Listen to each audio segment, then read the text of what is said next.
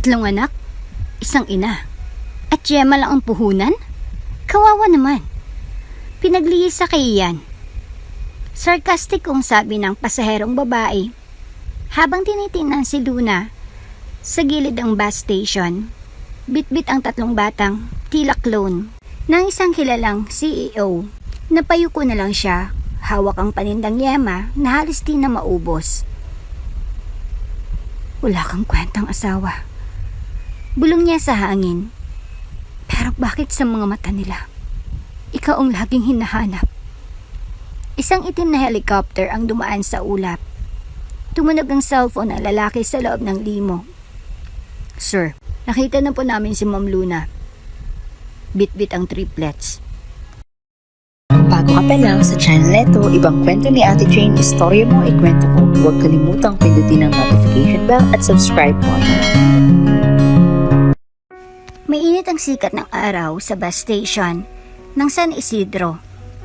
Amoy usok, pawis, at mantika ang paligid. Mula sa kalsadang mabuhangin, maririnig ang mga busina ng mga bus at tawanan ng mga vendors. Sa gilid ng terminal, sa lilim ng isang kalawangin at sirang waiting shed, naroon si Luna. Nakaupo sa isang plastic stool. May dalang tray ng yema sa kantungan. Yema po, 5 piso lang. Sigaw niya habang inaalo ang tatlong makukulit na bata sa tabi. Ang triplets, Liam, Lino at Liana, ay tila kopya ng isang kilalang mukha sa business world. Matangos ang ilong, makapal ang kilay, matalim ang tingin, pero sa kanilang mga mata, walang bahid yabang. Puro inosenteng katanungan at pagkamangha sa mundo. Nanay, gutom na po ako. Reklamo ni Liam habang hinahawakan ng tiyan. Wala pa tayong benta, anak. Hintayin mo si Kuya, Totoy. Baka bigyan ka ulit ng pandesal. Sagot ni Luna habang pilit ang ngiti. Lumapit ang isang matandang babae, tila pasahero. Magkano sa isang piraso? 5 piso po, nanay. Masiglang sagot ni Luna. Baka lasang asukal lang yan. Sige, isa lang. Bulalas nito habang nag-aabot ng baryang kinakalawang. Salamat po. Sabay ko ni Luna. Pagkatapos ng ilang minuto, isang babaeng social climber na may malaking shades at hawak na Hermes bag ang lumapit. Tinapunan sila ng mapanlait na tingin. 3 anak, isang ina. At Gemma lang ang puhunan?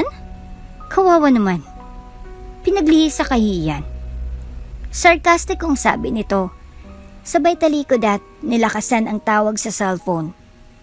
Napayo ko si Luna. Nangingilid ang luha. Wala kang kwentang asawa.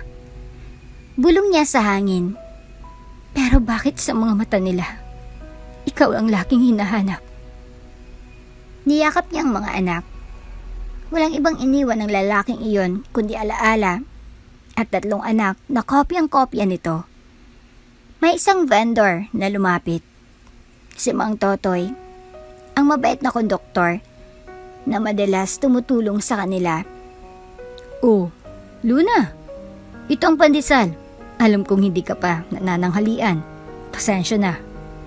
Ito lang muna. Maraming salamat po, Mang Totoy. Hindi ko po ito malilimutan. Mahina niyang sagot. Hinati ni Luna ang 3 pandesal at ibinigay sa bawat anak. Kahit gutom, hindi siya kumain. Basta makita lang niyang may laman ng tiyan ng kanyang mga anak. Sapat na iyon para sa kanya.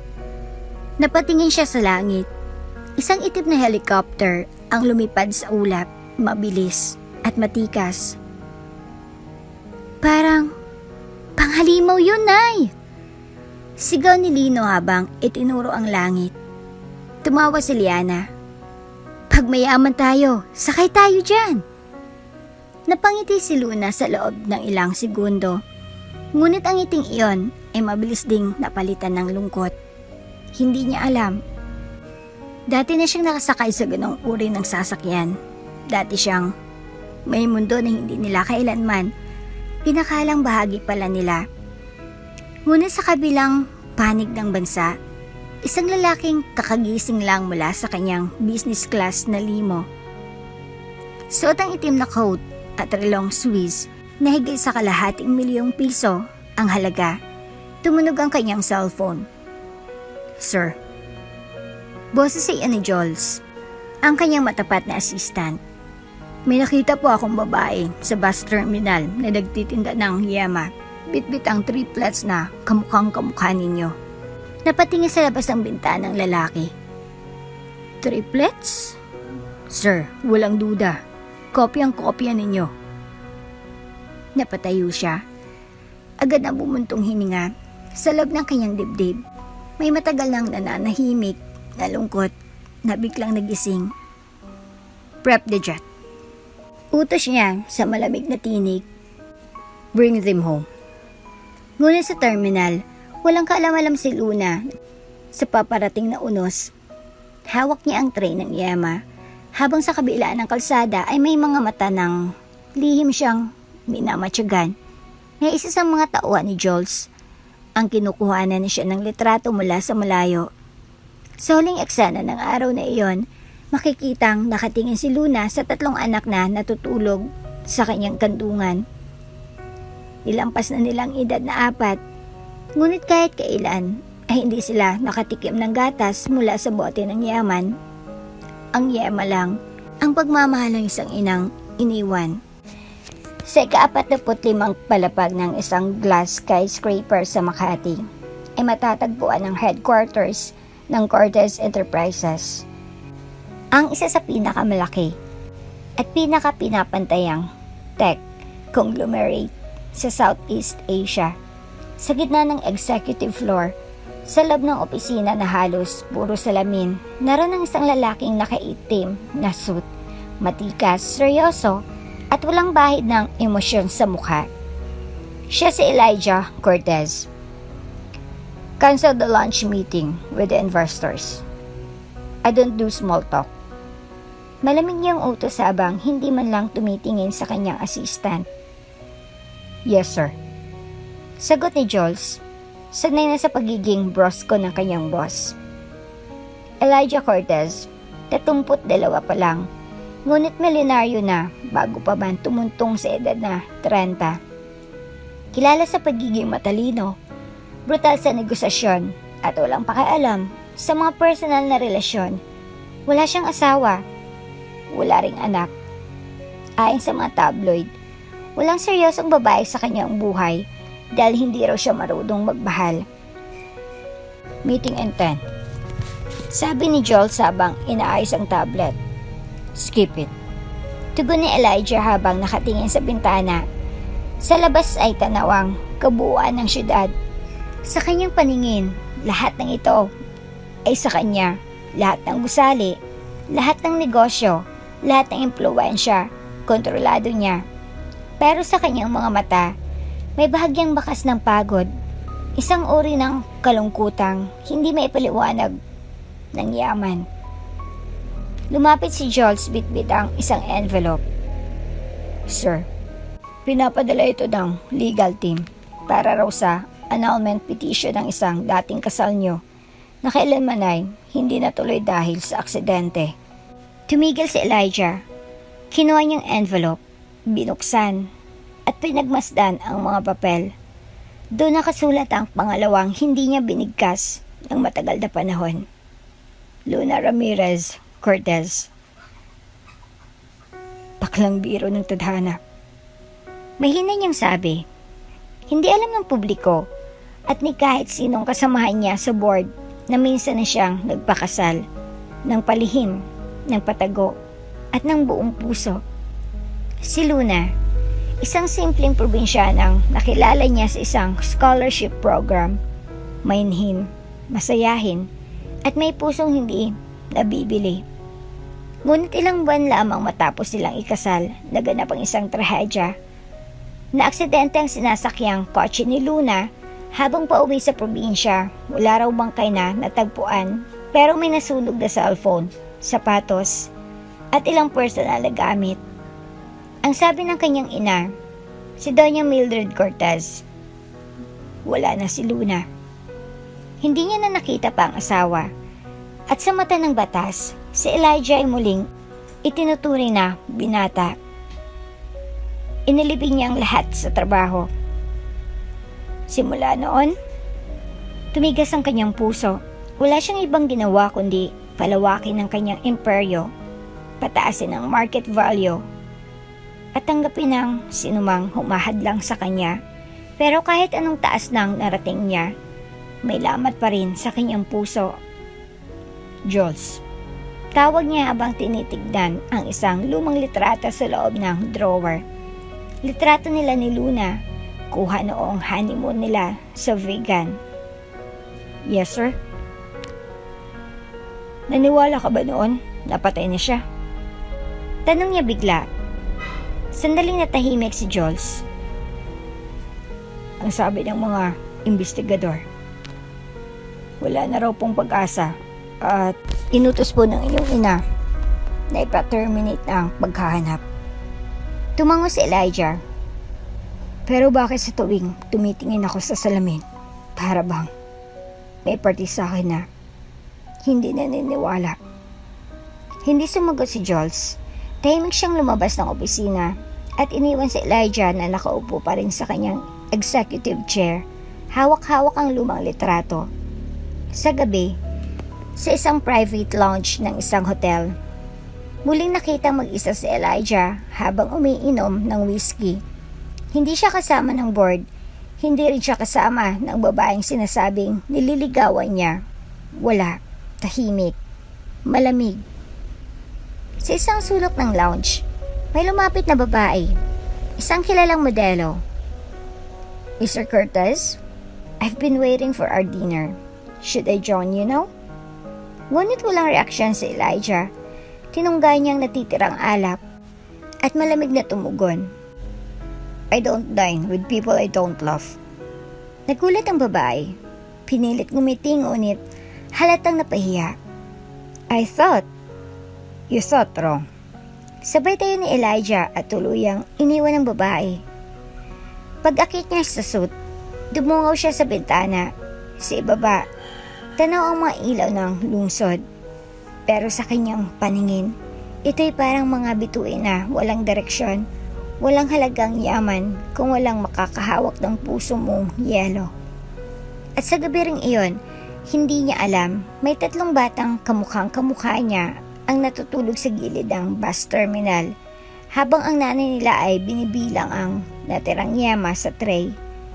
Sa 2 magkaibang mundo, may isang lihim na unti-unting mabubunyag. At sa tadhana, walang lihim ang maitatago ng habang buhay. Ang tunog ng rolling luggage at announcement ng airline ay nagkalat sa loob ng VIP lounge ng private terminal.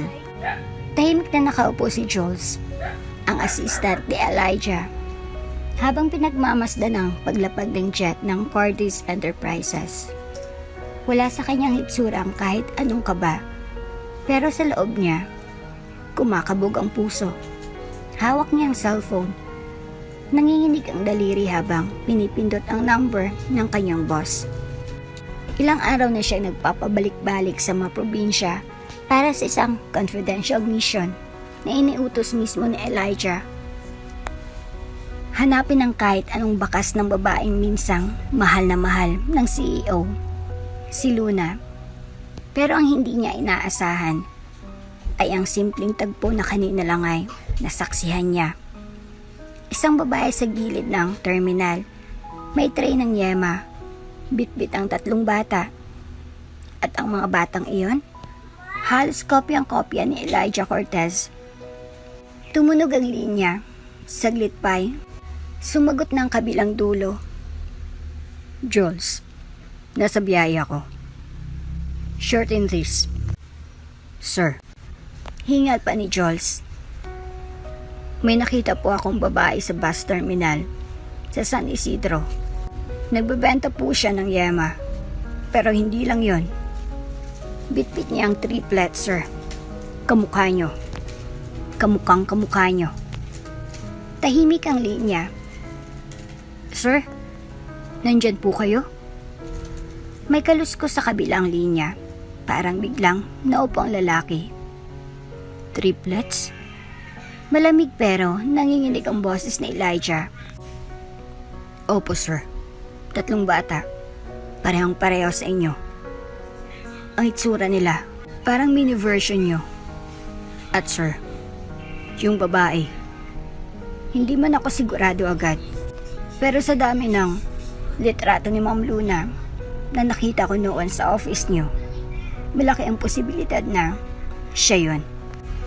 Muling natahimik si Elijah sa linya. Hindi siya makagalaw. Nakatitig lang siya sa isang walang laman na wine glass sa kanyang harapan.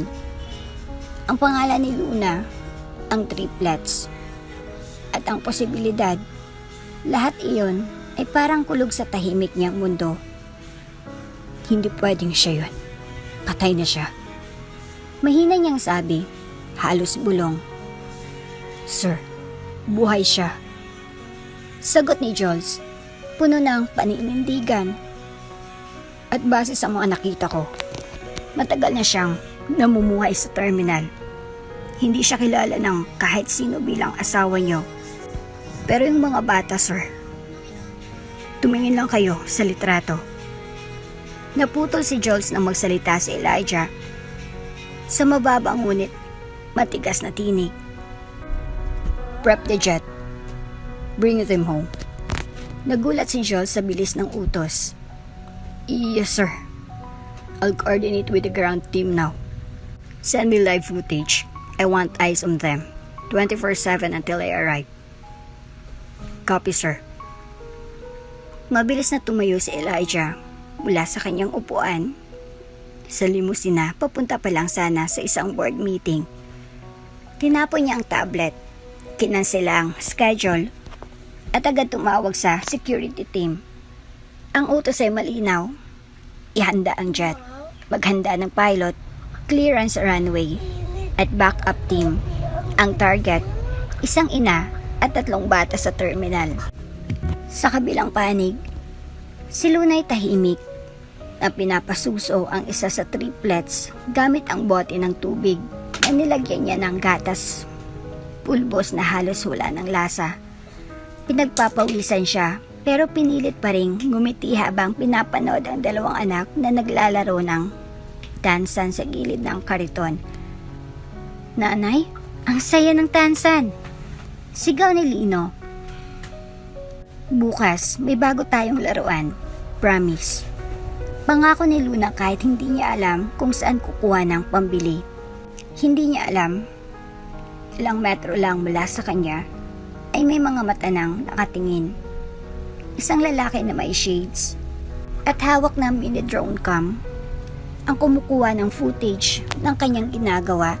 Lahat ng kilos niya mula sa paghagod sa likod ng anak hanggang sa tahimik na pagbulong ng dasal habang inaayos ang yema ay na-record.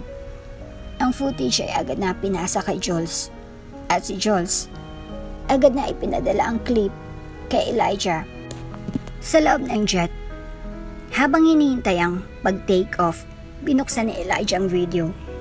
Ang unang frame, si Luna, nakaupo. Yakap ang 3 batang kamukhang kamukha niya. Ang mga mata ng bata ay parang salamin ng sarili niyang mga mata. Tumulang whiskey mula sa hawak niyang baso. Nanginginig ang kamay ni Elijah habang pinipindot ang pause sa video. Luna. Bulong niya. Hindi pa rin siya makapaniwala. Ilang taon siyang naniniwala na patay na ito. Ilang taon siyang bumangon sa ideyang wala na ito sa mundo. Pero ito, sa isang maruming terminal, buhay humihinga. At may dala pang 3 ebidensyang hindi siya kailanman inabandona. Hindi na ito ordinaryong misyon. Ito ay pagbawi. Bago ang karito ng Yema at buhay sa terminal, si Luna Ramirez ay isang matalinong estudyante probinsyana na nabigyan ng scholarship sa lungsod. Anak siya ng isang labandera at isang karpintero sa bayan ng Silang, Cavite. Hindi marangi ang buhay nila, Pero masipag at puno ng pangarap si Luna. Isa siya sa mga napiling scholar ng Curtis Foundation. At dito nagsimulang hindi inaasahang yugto ng kanyang buhay. Siya po si Luna Ramirez, top scholar from Silang. Pagpapakilala ng head ng foundation habang iniharap siya kay Elijah Cortez, batang CEO ng Cortez Enterprises. Ang unang tingin ni Elijah kay Luna ay may halong paghanga. Hindi man sosyal sa pananamit, may kakaibang ningning sa mga mata ng dalaga, matatag, totoo, at hindi natitinag. Ilang beses silang nagkasalubong sa campus sa mga susunod na linggo. Pero isang gabi, matapos ang event ng foundation, naglakas loob si Elijah. Gusto mo bang kumain sa labas? Bilang pasasalamat ko sa dedikasyon mo. Napatingin si Luna. Sigurado po kayo? Ako po yung scholar lang. Scholar na hindi lang matalino, kundi may dignidad. Gusto kong makilala ka, Luna. At doon nagsimula ang kanilang lihim na pagkakaibigan na nauwi sa pag-iibigan. Makalipas ang isang taon, sa isang simpleng seremonyas sa kapilya ng Tagaytay, ikinasal sila. Walang press, walang engranding selebrasyon. Si Lunang may hawak ng kanyang bouquet na siya mismo ang pumitas. Ngunit sa puso niya, siyang pinakamasayang babae sa mundo. Lumapit sila sa isang bahay sa Batangas para manirahan ng tahimik, malayo sa media. Doon nila inumpisan ang buhay ng mag-asawa. Si Elijah, kahit abala sa negosyo, umuwi tuwing weekend. Si Luna naman ay nagluto, nagtanim ng mga bulaklak, at unti-unting sinimulang pangarapin ng magkaroon ng pamilya. Ngunit hindi naging madali ang lahat. Hindi mo siya pwedeng pakasalan. Galit na boses ni Doña Mildred Cortez, ang ina ni Elijah, ang unang nagbanta sa katahimikan nila. Too late, ma. Kinasal na kami. May hinahong sagot ni Elijah. Anong malay mo kung kinagamit ka lang yan? Mas kilala ko si Luna kaysa sa pagkakilala mo sa sarili mo. Simula noon, nag-umpisa ang tensyon. Hindi na nagpakita sa kanila ang Donya. Naging malamig ang kumpanya sa pangalan ni Luna. Ngunit kahit ganon, pinili pa rin nilang ituloy ang buhay. Hanggang isang araw, dumating isang trahedya. Pauwi na si Luna galing bayan. Sakay ng kotse na ipinahiram ni Elijah. May dala siyang rekado para sa paboritong ulam ng asawa, kare-kare. Birthday sana ni Elijah kinabukasan, at plano niyang surpresahin ito. Habang binabaybay ang kalsada, isang itim na pick-up ang biglang sumulpot at binangga ang gilid ng kotse. Nawala ito sa kontrol. Tumilapon pababa ng bangin at nabalot ang usok ang paligid. Pagdilat ni Luna, nasa loob na siya ng isang health center sa malayong barangay. Nasaan ako? Mahinang tanong niya. Kalma ka lang, iha. Ilang araw ka nang walang malay. May tumulong sa'yo at iniwan ka dito. Anong pangalan ko? Tahimik ang lahat. Ni sarili niyang pangalan. Hindi niya maalala. Doon nagsimula ang matagal na pakikipaglaban ni Luna sa pagkawala ng kanyang alaala. Wala siyang ID, walang papel, walang makontak. Inilista siya ng barangay health worker bilang Luna dahil natagpuan siya sa ilalim ng kabilugan ng buwan. Walang nakakaalam na siyang asawa ni Elijah Cortez. At siya mismo, hindi rin alam kung sino siya. Sa loob ng ilang linggo, nagsimula siyang manirahan sa tabing palengke. Pinag-isa ang sarili gamit ang mga simpleng gawaing bahay. Naglalaba, naglalako. Nagsimulang gumawa ng yema gamit ang recipe ng matandang vendor sa tapat ng terminal. Nakalipas ang ilang buwan, napansin niyang lumalaki ang tiyan niya. Nabuntis pala siya bago ang aksidente. At sa gitna ng pagkalito at pagkalimot, dumating ang 3 sanggol, 3 buhay na hindi niya matandaan kung kanino nang galing. Ngunit buong puso niyang minahal. Mula noon, naging misyon ni Luna na itaguyod ang mga anak. Hindi niya inalam ang nakaraan dahil sa bawat araw na wala siyang maalala. Mas pinipili niyang tumutok sa kinabukasan ng kanyang mga anak. Sa bawat pagtutulak ng kariton ng yema, sa bawat barya na kinikita niya, sa bawat patak ng ulan na tumatama sa bubong ng barong-barong nilang inuupahan. Nananalig siya sa isang bagay na balang araw makikilala niya kung sino siya at makikilala niya kung saan siya talaga nabibilang. Ngunit para kay Elijah Cortez at sa buong mundo, si Luna ay patay na. At para kay Luna, wala siyang ideya na siya ay minsan ng minahal ng pinakamakapangyarihang lalaki sa bansa. Tahimik ang gabi sa loob ng malawak na mansyon ng mga Cortez. Sa kabila ng lamig ng hangin mula sa hardin, may apoy na bumabalot sa dibdib ni Doña Mildred Cortez habang tinitingnan niya ang sarili sa salamin. Nakaayos ang buhok, perlas sa leeg, at hawak ang isang basong kristal na may mamahaling alak. Sa panlabas, isa siyang imahe ng formalidad at kapangyarihan. Ngunit sa loob-loob niya, may isa siyang kinamumuhian hanggang ngayon. Si Luna, ang babaeng sinumpa niya, hindi kailanman magiging bahagi ng pamilya nila. 5 taon ang nakararaan. Hindi mo siya pwedeng pakasalan, Elijah. Sigaw ni Doña Mildred habang pinupukpok ang mesa ng dining room. Ma, kasal na kami ni Luna. Mariing sagot ni Elijah. Kung hindi mo siya matanggap, wala na akong magagawa. Walang dugong mayaman, walang pangalan, at pinagmulan. Pahiya tayo sa buong lipunan. Hindi ko kailangan ng sosyal na asawa. Kailangan ko ng taong totoo. At si Luna yun. Matapos ang matinding pagtatalo, umalis si Elijah sa mansyon. Doon siya ninirahan kasama si Luna sa Batangas.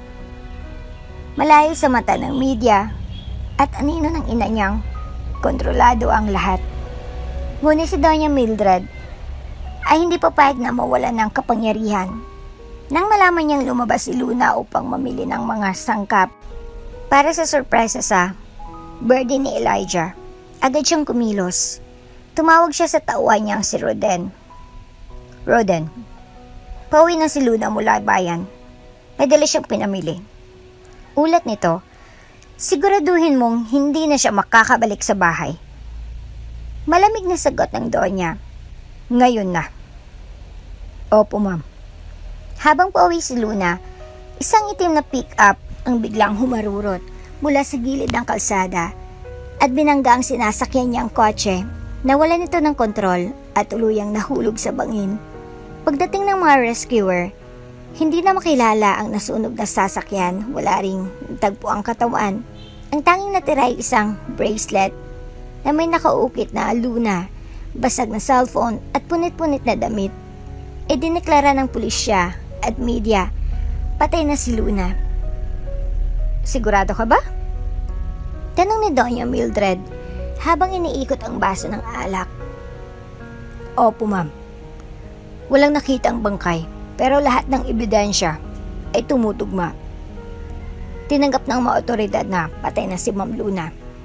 Ulat ni Roden. Ngumiti si Donya. Burahin ang kasal. Ipaayos ang mga record. Siguraduhin kahit saan man siya hanapin, wala siyang bakas. Paano po si Sir Elijah? Hindi niya kailangan malaman ng totoo. Ang mahalaga, tapos ng istorya ng babaeng yon. Ngunit hindi niya alam, hindi pa tapos ang kwento ni Luna. Sugatan at walang malay. Natagpuan si Luna ng ilang magsasaka sa paanan ng bundok at isinugod sa isang maliit na health center. Matagal bago siya nakarecover. At nang makaahon, saka lamang niya na-discovering siya'y buntis.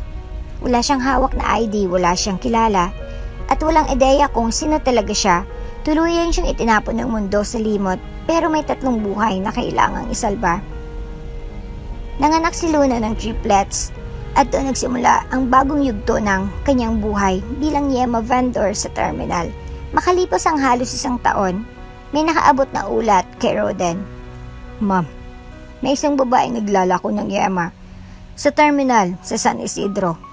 Kamukha po ni Luna. May bitbit siyang 3 bata. Napaangat ang kilay ni Doña Mildred. Sigurado ka ba? Malabo pong siya yun. Walang ID, wala ring pangalan. Tahimik lang, parang walang maalala. Kung wala siyang maalala, hayaan mo siya. Hanggat hindi siya bumabalik sa Cortez, hindi siya banta. Ngunit sa puso ng Doña, may kumislot na takot. Hindi niya inasahan na mabubuhay si Luna at higit sa lahat na may bitbit itong mga anak. Ngayon, ilang taon mula noong aksidente, muling natigil ang mundo ni Doña Mildred sa isang tawag. Ma'am, sabi ng tauhan, nahanap na po ni Sir Elijah si Ma'am Luna sa terminal kasama ng triplets. Natigilan siya, nanlamig ang kanyang batok. Unti-unting nabitawan ng hawak na tasa at umama ito sa marble na sahig. Imposible. Mahinang bulong niya, ngunit alam niyang totoo. Ang babaeng pinaniniwalaan niyang patay na. Ang babaeng pinilit niyang burahin sa mundo ni Elijah. Buhay na buhay. At ngayon, ay may 3 batang ebidensya ng kasalanang hindi niya na may ikakaila. Mainit ang araw sa San Isidro Terminal. Sa gitna ng mga bus, pasahero, at vendors, may isang babaeng tahimik na nagtutulak ng kariton. Nakasuot siya ng simpleng blouse at lumang maong. May sombrero sa ulo at may 3 maliliit na batang naglalakad sa tabi niya. Yema po! 5 piso lang!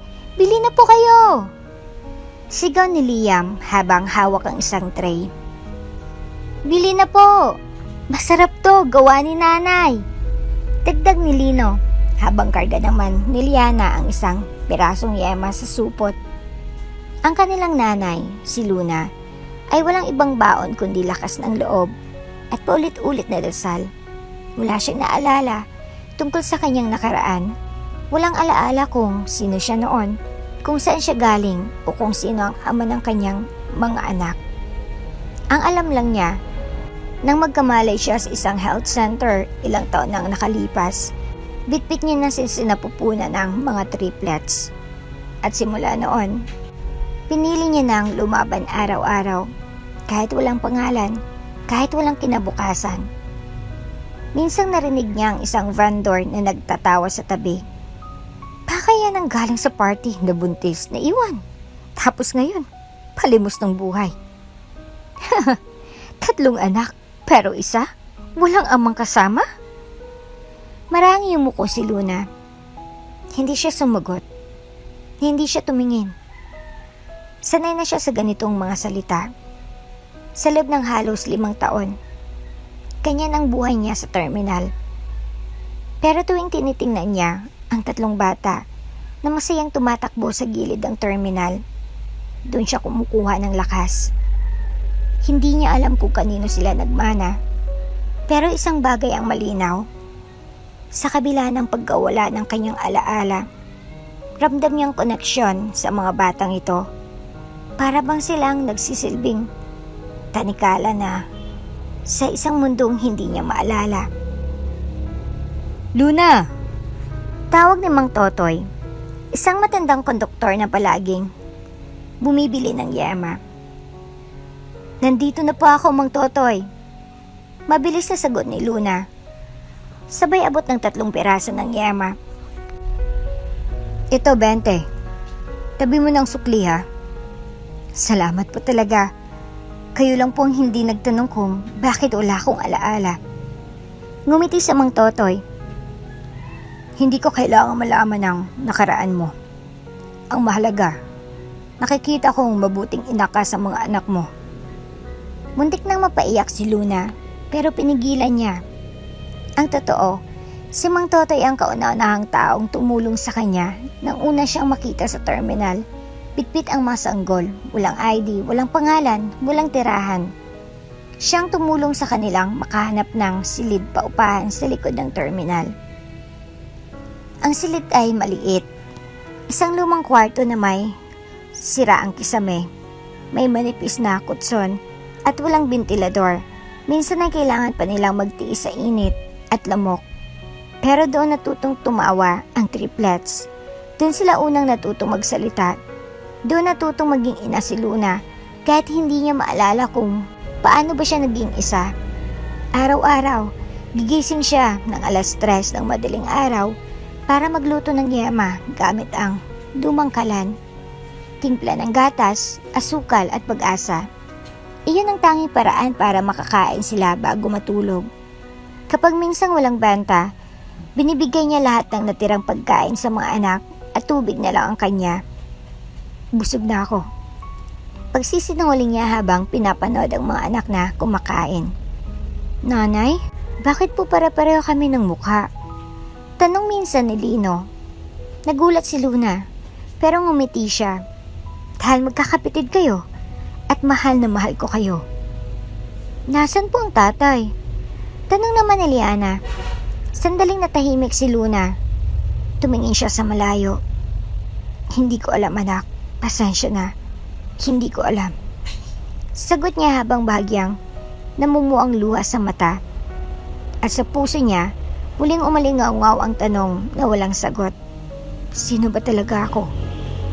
Minsan napapaisip si Luna kapag tinitingnan niya ang mukha ng kanyang mga anak. Lalo na tuwing natutulog sila. Parang may pamilyar. Hindi niya alam kung saan niya nakita ang ganoong mata, ganoong ngiti. Pero sa tuwing sinusubukang alalahanin, ang isipan niya ay biglang nagiging blanko para bang may harang. May panaginip siyang paulit-ulit. Isang lalaking nakangiti sa kanya pero hindi niya makita ang mukha. Ang boses nito ay malalim, mainit, parang mahalaga. Pero pagising niya, wala na. Nawawala na ang lahat. Sa terminal, patuloy ang kanyang pakikibaka. May araw na hindi siya nakabenta ni isang peraso. May araw na umuulan at nabasa ang paninda. May araw na nilagnat si Liana at wala siyang pambili ng gamot. Pero kahit anong mangyari, hindi siya tumigil sa isip niya. Kahit hindi niya maalala kung sino siya, isa lang ang sigurado. Nanay siya at walang nanay na sumusuko. Sa di kalayuan, habang patuloy ang kanyang pakipaglaban sa araw-araw, hindi niya alam na may paparating na pagbabago. Isang itim na van ang papunta sa terminal at sa loob nito isang lalaking ilang taon nang nagluluksa sa babaeng akala niya ay patay na. Si Elijah Cortez. Ang araw ay tila nakatunganga sa langit. Dumuduro sa init ang bawat sulok ng San Isidro Terminal. Tulad ng nakasanayan, abala si Luna sa pagtulak ng kariton habang pinipigilan ang 3 makukulit na triplets na huwag tumakbo kung saan-saan. Yema po! Bili na po! Sigaw ni Liam habang nakaakbay kay Lino na may hawak na plastic. Nagtatakbo ang mga bata, masaya sa kabila ng init, habang si Lunay, panay ang pagpapaalala. Huwag lalayo, baka kayo mawala. Hindi niya alam na sa impapawid, isang jet na maitim na pintura ang papalapag sa maliit na probinsya. Isang jet na hindi karaniwang makikita sa lugar na iyon. Sa loob ng luxury van na naghihintay malapit sa terminal, bumaba si Elijah Cortez. Nakaitim na long sleeve, naka-shades, at seryosang mukha. Sa loob-loob niya, bumibilis ang tibok ng puso. Sir, ito po ang lugar. Sa gilid daw siya ng waiting shed, kadalasang naglalako. Sabi ni Joel sabang hawak ang tablet na may picture ni Luna. Matagal nang kuha pero hindi nagbago ang hitsura. Tahimik si Elijah. Hindi niya alam kung paano siya haharap. Hindi niya rin alam kung makikilala pa siya ng babaeng mahal niya noon. Let me go alone. Utos niya. Stay here. Pagkababa ni Elijah, dahan-dahan siyang naglakad. Ang paligid ay amoy asfalto, usok ng bus at pawis ng mga tao. Tila bumagal ang oras. Sa dulo ng terminal, nakita niyang isang babaeng may dalang yema. Pinapalibutan ng 3 bata. Napahinto siya. Hindi siya makahinga. Si Luna. At ang mga bata, hindi may tatanggi, kamukhang kamukha niya. Lumapit siya ng bahagya. Luna. Mahina niyang tawag. Hindi lumingon ng babae, habala ito sa pag-aayos ng mga paninda. Lumapit pa siya hanggang halos ilang hakbang na lang ang layo nila. Luna. Mas malakas ngayon ang boses niya. Napalingon si Luna. Nagtamang kanilang mga mata. Saglit na katahimikan, si Luna ay tila nagtataka. Tinignan niya ang lalaki mula ulo hanggang paa. Parang may gustong maalala pero wala. Ngumiti si Elijah. Pilit pinapawi ang kabang bumabalot sa dibdib niya. Luna. Ako to. Si Elijah. Pero nagkunot lang ang noo ng babae. Pasensya na po, sir. Bibili po ba kayo ng yema? Parang binagsakan ng langit si Elijah. Tinignan niya ang mga mata. Ngiti ang mga ito. Parang walang alam sa nangyayari. Luna, hindi mo ba ako naaalala? Ako ang asawa mo. Ngunit umiling si Luna. Wala pa akong asawa. Namutla si Elijah. Napalunok siya. Pinilit maging kalmado. Ang mga batang yan. Sila. Sina Liam, Lino, at Liana. Hindi ba? Mga anak natin. Mas lalong natahimik si Luna. Hindi niya alam kung paano sasagutin ang lalaking tila mas kilala siya kaysa sa sarili niya. Pasensya na po, pero wala po akong maalala. Hindi ko po kayo kilala. Sagot niya habang pinoprotektahan ang mga bata sa likod niya. Muli siyang yumuko. Pilit na iniwas ang tingin. Anong ibig mong sabihin? Karaggal ang boses ni Elijah. Hindi mo ako kilala? Hindi mo ako maalala? Umiling si Luna. Halatang naiilang. Wala pa akong maalala bago ko sila isinilang. At simula noon, dito na kami nakatira. Napahawak si Elijah sa dibdib. Para siyang nabutas. Ang babaeng minahal niya, inakala niyang patay na. Buhay pala. Pero ngayon, nakatuyo ito sa harapan niya, kasama ang kanilang mga anak, pero hindi siya kilala. Luna. Bulong niya, bakas ang sakit sa tinig. Ilang taon kitang hinanap. Akala ko nawala ka na sa akin. At ngayon nandito ka. Pero parang di mo ako kilala. Lumapit ang isa sa triplets. Si Liam. Tito? Bakit ka umiiyak? Inosenteng tanong nito. Napangiti si Elijah. Pilit. Lumuhod siya at tumitig sa bata. Hindi ako tito. Ako ang tatay mo. Ha? Sabay-sabay na tanong ng mga bata. Tatay? Tanong ni Liana. Napakagat labi. Saan ka ba nanggaling? Galing ako sa malayo. Pero hinanap ko kayo.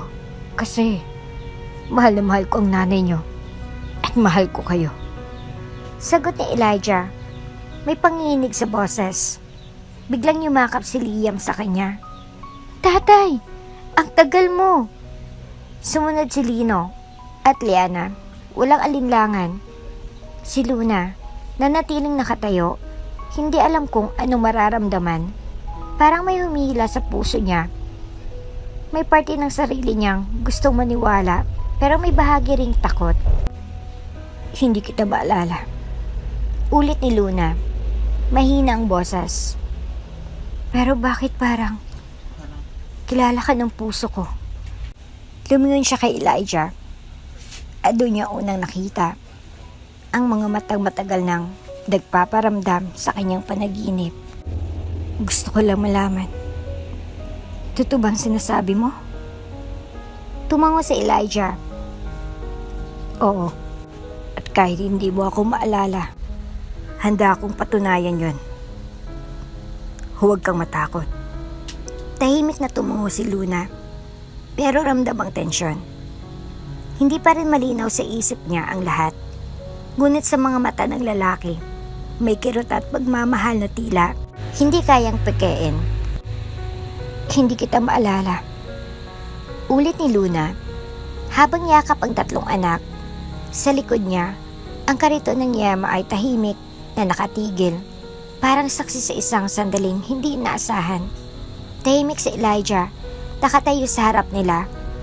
Ang dami niyang gustong sabihin, pero paano mo nga ba ipapaalala ang nakaraan sa isang taong nakalimot? Okay lang, sagot niya, pilit ang ngiti. Kahit hindi mo pa ako maalala ngayon, hindi ako aalis. Nandito lang ako. Dapayo ko si Luna. Ramdam niyang bigat sa dibdib. Hindi niya maintindihan kung bakit parang kilala niya ang mga mata ni Elijah. Yung titig dito, may kirot, may pag-aalala, may pagmamahal. Pero ang utak niya, blanco. Kinagabihan, sa terminal pa rin sila. Hindi pa rin siya pumayag sumama kay Elijah kahit ilang ulit siyang pinakiusapan nito. Hindi ko kayo kilala at hindi ko kayang sumama sa inyo, lalo na't may mga anak akong inaalagaan. Sabi niya, Luna, gusto ko lang kayong dalhin sa mas ligtas na lugar. Sa bahay, may kwarto para sa mga bata, may pagkain, mainit na tubig para sa paligo. Hindi kayo kailangang magbenta sa init o sa ulan. Pakiusap ni Elijah, nagmamakaawa ang boses.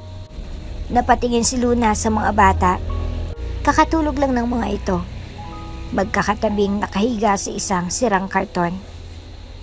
Hindi ko kayo kilala. Mahinang ulit niya. Pero salamat. Sa van, si Elijah tila namamanhid. Tinakpan niya ng palad ang mga mata. Bakit ngayon pa? Kung kailan nakita ko na siya. Kung kailan buo na dapat ang pamilya ko. Saka naman siya nagkaganyan. Tahimik lang si Jules.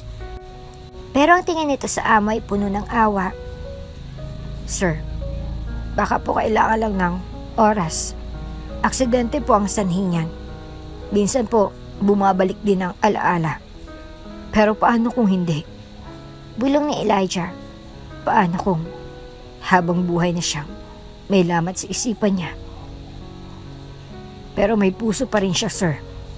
Sagot ni Jules. At yan ang hindi kayang nakaawi ng kahit anong aksidente.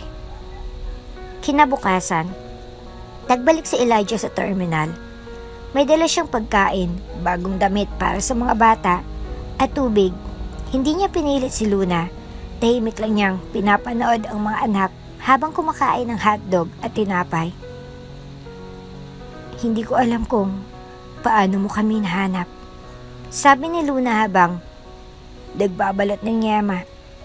Pero salamat sa tulong. Hindi ko to nakakasanayan.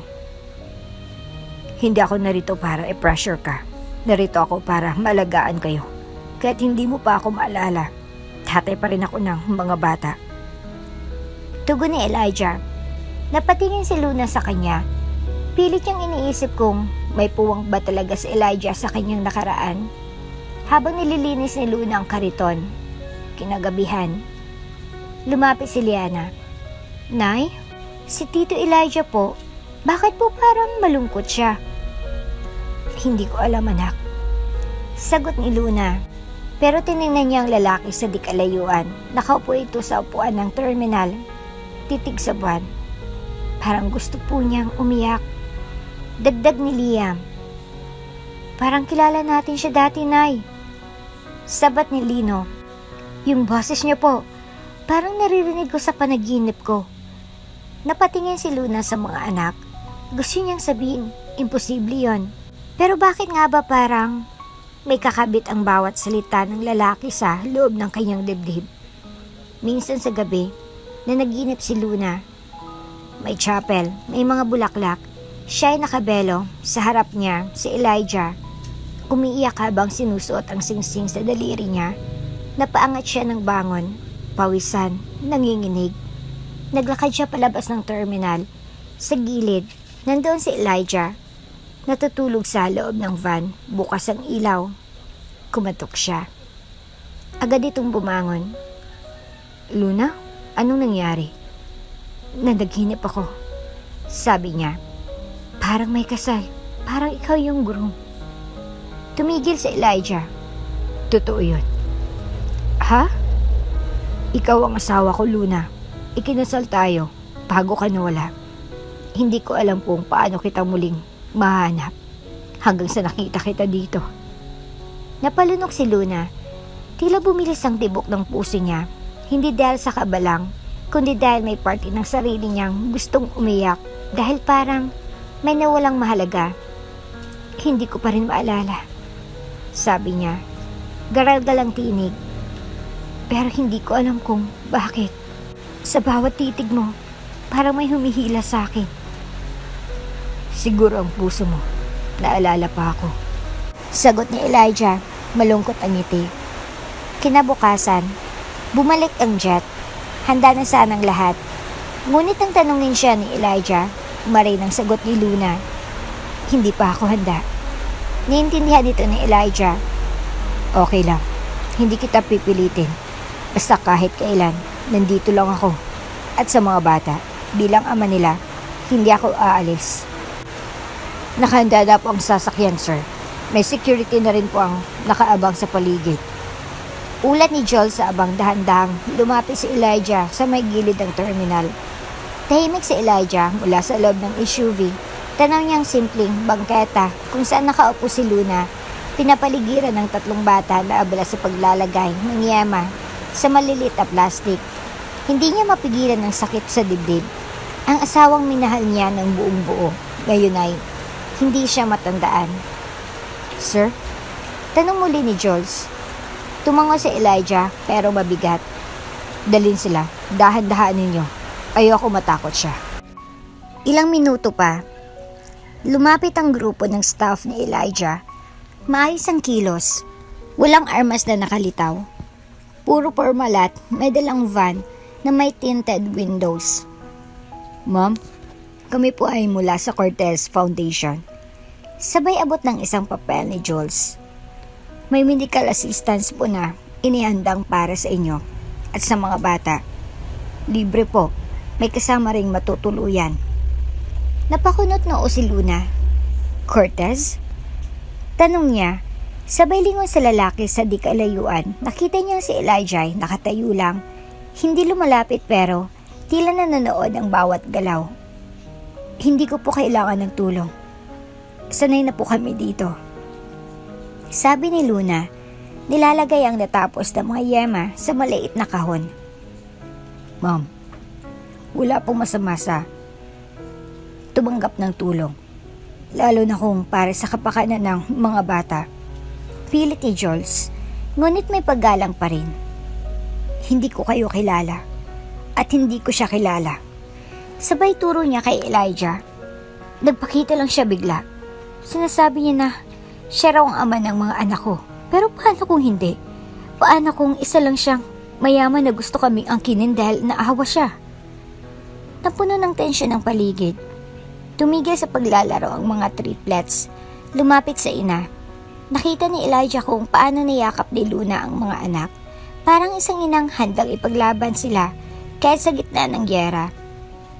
Luna. Mahinang tawag ni Elijah. Napalingon siya pero hindi siya lumapit. Hindi ko sinasadyang guluhin ang buhay mo. Ang gusto ko lang ay ang mapanatili kang ligtas. Ang mga bata, anak ko sila. Kahit hindi mo pa matandaan, narito ako para sa inyo. Naglakad si Elijah papalapit sa kanila. Lumapit din si Jules. At ang staff ngunit tinapik sila ni Elijah para umatras. Hindi kita kilala. Mariing sabi ni Luna. At ngayon ay nanginginig ng boses. Hindi kita maalala. Hindi ko alam kung totoong sinasabi mo. Lahat ito, sobra pa sa akin. Alam ko. Sagot ni Elijah. Alam kong hindi madali. Pero kung mananatili kayo dito. Baka mas mapahamak pa kayo. Delikado dito sa gabi. Walang maayos na pagkain. Walang gamot kapag nagkasakit sila. Mas delikadong sumama sa di ko kilala. Balik ni Luna. Paano kung hindi ka totoo? Paano kung may balak ka? Napatigil si Elijah. Tumango siya. Bagaman halatang nasasaktan. Pwede ba akong bigyan ng kahit kaunting tiwala? Para lang sa mga bata.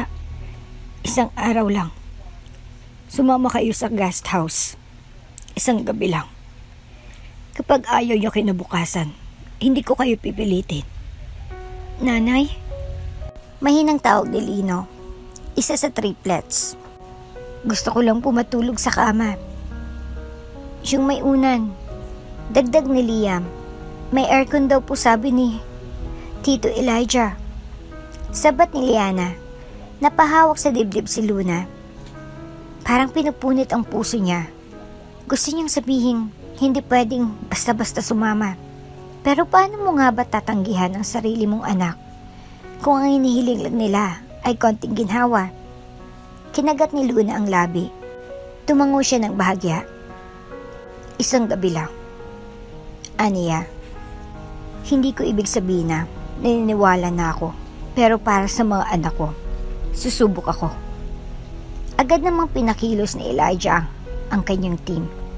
Maingat na isinakay ang mga gamit ni Luna kasama ng kariton na siniksik sa likod ng van na tila isang kayamanang hindi pwedeng iwan. Sa loob ng sasakyan, tahimik si Luna habang niyayakap ang mga bata. Si Elijah ay nakaupo sa tapat nila. Hindi siya makatingin ng diretso sa asawa.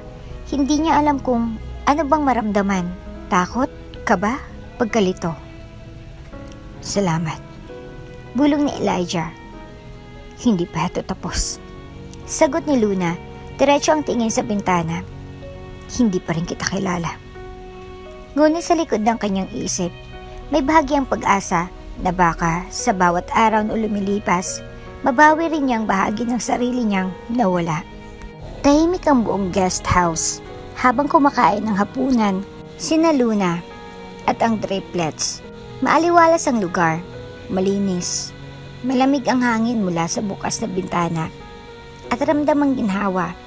Ngunit sa kabila ng lahat, may bigat pa rin. Sa dibdib ni Luna, masarap po yung chicken, Nay. Bungis-ngis ni Liam habang sinasawsaw ang manok sa gravy. Gusto ko dito. Sabay ni Lino, may kama, may paliguan, may toothbrush pa kami. Tahimik lang si Luna. Pinagmamasdan niya ang mga anak. Pilit pinapakalma ang pusong hindi pa rin sigurado kung nasa ligtas siyang lugar. Maya-maya, kumatok si Joel sa pinto at maingat na sumilip. Ma'am Luna, si Sir Elijah po. Gusto sanang makausap kayo sandali. Kung okay lang po. Tumango si Luna, ngunit may pag-aalangan. Sumunod siya sa sala kung saan naghihintay si Elijah. Nakaupo, halatang pagod, ngunit seryoso ang mukha. May gusto lang sana kaming ipanukala. Bunga ni Jules, para po sa kapakanan ng lahat, lalo na ng mga bata. Tumango si Elijah at saka tumayo. DNA test. Iyon lang ang makakapagpatunay kung ako nga talagang ama ng mga anak mo. Napakurap si Luna. DNA test? Ulit niya. Oo, alam kong hindi mo ako maaalala at ayokong pilitin kang maniwala. Pero kung gusto mo ng prueba, ito lang ang pinaka-prangkang paraan. Paliwanag ni Elijah. Sandaling natahimik si Luna, bahagyang kinabahan. Hindi siya pamilyar sa mga proseso o legalidad na ganyan, pero malinaw ang punto. Kung totoo ang sinasabi ng lalaking ito na siyang ama ng mga anak niya, gusto niyang marinig mismo ang katotohanan. Hindi haka-haka, hindi alaala. Paano ang proseso? Tanong niya. Ako nang bahala. May private clinic akong pinapapunta bukas ng maaga. Kailangan lang natin ng kaunting sample mula sa akin at sa 3 bata. Paliwanag ni Elijah. May sakit ba yon? Tanong ni Liana na sumulpot mula sa pinto. Bakit kailangan kami tusukin? Napatawa ng bahagya si Luna. Hindi anak, parang laway lang yata yan. Sagot niya, sabay lingon kay Elijah para sa kumpirmasyon. Tama ka. Tango ni Elijah, swab lang yan, wala namang masakit. Kinabukasan, maagang dumating ang mobile clinic. Sa may grahe ng guest house, isang team ng medical professionals na may dalang equipment.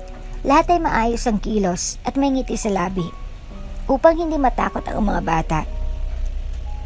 Si Lino, Liam at Liana ay sumunod ng masaya. Iniisip pa parang laro lang ang proseso. Parang brush lang ng dila pala to. Tili ni Liam habang kinukuhanan siya ng sample. Tahimik lang si Luna, nakaupo sa gilid habang pinagmamasdan ang bawat galaw ng medical team. Nakaramdam siya ng kaba. Hindi para sa proseso kundi para sa resulta. Paano kung totoo nga? Paano kung itong lalaki na ito ang ama ng mga anak niya? Pero hindi niya pa rin maalala. Nang matapos ang test, tilapitan siya ni Elijah. Lalabas ang resulta sa loob ng 2 o 3 araw. Aniya, habang hinintay, sana manatili kayo rito. Tiningnan siya ni Luna. Di alam kung anong isasagot. Wala ko intensyong kontrolin ka, Luna. Gusto ko lang malaman mo na kung anong totoo at kung sakaling totoo nga na anak ko ang mga bata. Ayoko nang mawala pa ulit kayo. Hindi sumagot si Luna. Tumango lang siya at saka muling lumapit sa mga anak. Habang lumalalim ang gabi, pinagmamasdan ni Luna ang mga triplets habang natutulog. Tahimik ang silid, ngunit gising ang kanyang isipan. Ang dami niyang tanong. Bakit siya iniwan?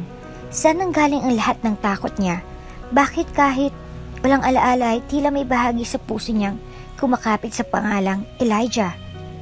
Bumalik sa isip niyang tanong ng isang doktor noong siya nagkamalay sa ospital taon nang nakalilipas.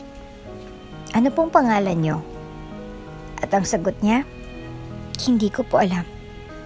Ngayon, ilang taon nang lumipas, hindi pa rin niya mabuo ang sarili niyang pagkatao. Pero ngayon, narito siya sa isang guest house na ang laki ay parang hotel, kasamang mga anak at isang lalaking sinasabi ng puso niya na pamilyar kahit walang alaala. Biglang tumunog ang pinto. Tumayo siya at sumilip. Si Elijah, may dalang gatas at tinapay. Baka gutom ka pa. Aniya, may ngiti. Salamat. Mahinang sagot ni Luna. Alam kong mahirap. Dagdag ni Elijah. Pero kahit ano pang maging resulta ng test, hindi ako lalayo. Nagtagpo ang mga mata nila. Sandali lang. Isang saglit na para bang may alo na dumaang muli sa puso ni Luna. At dahan-dahang, hindi man sigurado, ay naramdaman niyang baka totoo nga. Tahimik ang umaga sa guest house. Nakatanaw si Luna sa bintana. Hawak ang tasa ng tsaa habang pinagmamasdan ang mga anak na masayang naglalaro sa damuhan ng malawak na hardin. Halos hindi siya makapaniwala na ito ang mundo nila ngayon. Mula sa terminal ng bus, ngayon ay malaparaisong bakuran ang kanilang nilalaruan. Sa kabilang bahagi ng estate, abalang-abala si Elijah sa loob ng kanyang opisina.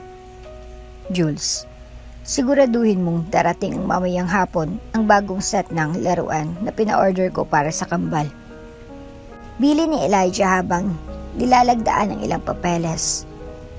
Opo sir, nakaschedule na rin po ang interview ng mga yaya at tutors na personal mong pinili. Tumango si Elijah. Kailangan nila ng komportabling buhay. Hindi sapat na ibalik ko sila sa piling ko.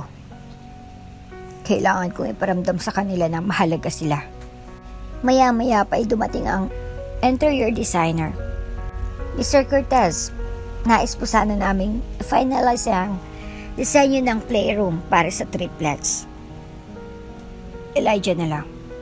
Sagot niya sabay ngiti. At siguraduhin yung may kanya-kanyang corner ang bawat isa. Si Lino mahilig sa trend. Si Liana mahilig sa coloring books. Si Lia mahilig sa mga puzzles. Ayoko ng generic. Gusto ko personalized para sa kanila. Napangiti ang designer. Noted po, Elijah. Habang lahat ay abala sa paghahanda, sa guest house ay napansin ni Luna ang ilang staff na nag-aayos sa paligid. Para saan po yung mga decorations? Tanong niya sa isang housekeeper. Ma'am, utos po yan ni Sir Elijah para raw po sa mga bata. Nagulat si Luna. Ang dami naman. Para sa isang fiesta. Ganun po talaga si Sir. Mula nung dumating kayo, araw-araw siyang may pinapagawa, lahat para po sa inyo. Napatigil si Luna. Hindi man niya maalalang nakaraan nila ni Elijah, may bahagi ng puso niya ang tila na antig sa ginagawa nito. Sa tanghalian, sabay-sabay silang kumain ng triplets. Sumabay si Elijah at sa bawat kwentuhan ng mga bata, tahimik siyang nakikinig at ngumiti. Papa Elijah, pwede po ba kaming magbike? Tanong ni Liam. May parating na bike bukas. 4 yon. Isa para sa'yo, isa kay Lino, isa kay Liana, at isa kay Nanay Luna. Natawa si Luna. Ako? Marunong pa ba akong magbike? Kung hindi mo maalala, tuturuan ka naming muli. Sabay-sabay na sabi ng mga bata. Tumawa silang lahat. Sa sandaling iyon, may katahimikan at aliwalas na parang matagal ng pamilya ang buong nilang paligid. Habang tulog ang mga bata sa hapon, dumaan si Elijah sa guest house. Nakita niya si Luna na naglalaban ng mga damit. Bakit ikaw gumagawa niyan? Tanong niya. Kasi nasanay ako. Di ba sabi ko naman sa'yo, hindi ako sanay sa mga may katulong. I know. Pero gusto kong maramdaman yung ligtas na kayo. Komportable. Hindi na kayo kailangang magsakripisyo. Salamat. Mahina niyang tugon. Luna. Tinig ni Elijah ay seryoso. Ngunit may lambing. Alam kong hindi mo pa rin ako natatandaan at ayokong pilitin. Pero gusto kong malaman mo na simula nang mawala ka, araw-araw kitang hinanap. At ayokong nandito na kayo. Ayokong mawala kayong muli. Tahimik si Luna. Hindi niya alam kung anong isasagot. Gusto niyang maniwala, gusto niyang umasa. Pero hindi niya alam kung anong damdamin ng totoo o dala lang ng pakikisama. Kinagabihan, tinawagan ni Elijah ang kanyang abogado. Gusto kong ayusin ang legal custody ng mga bata. Kung kailangan kong itaas ang security sa paligid nila, gawin mo. Wala nang pwedeng manakit sa kanila, gaya ng ginawa noon kay Luna. Yes, sir. I'll arrange everything. Matapos ang tawag, pinuksan ni Elijah ang laptop at nag-type ng email. To Curtis Enterprises Board. Subject: Indefinite leave of absence. I'm taking time off. Family first.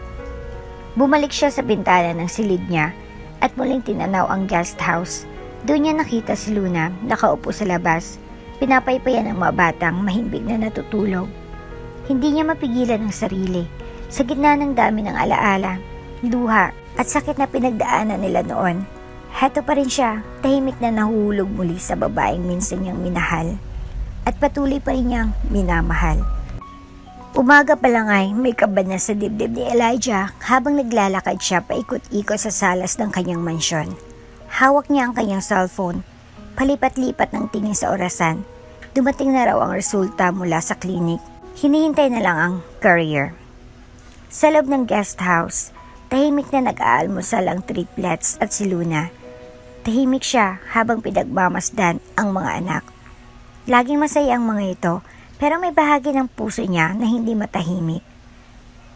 Hindi dahil sa duda sa kanila, kundi dahil sa gulong dala ng mga pangyayari. Nanay? Yung juice po. Sabay abot ni Liana ng baso. Ngumiti si Luna. Salamat anak. Bigla may kumatok sa gate. Isang staff ni Elijah ang sumalubong sa delivery. May hawak itong brown envelope na may malaking nakasulat. Confidential, DNA results. Mabilis itong inabot kay Elijah. Nanginginig ang kanyang kamay habang dahan-dahang binubuksan ang sobre.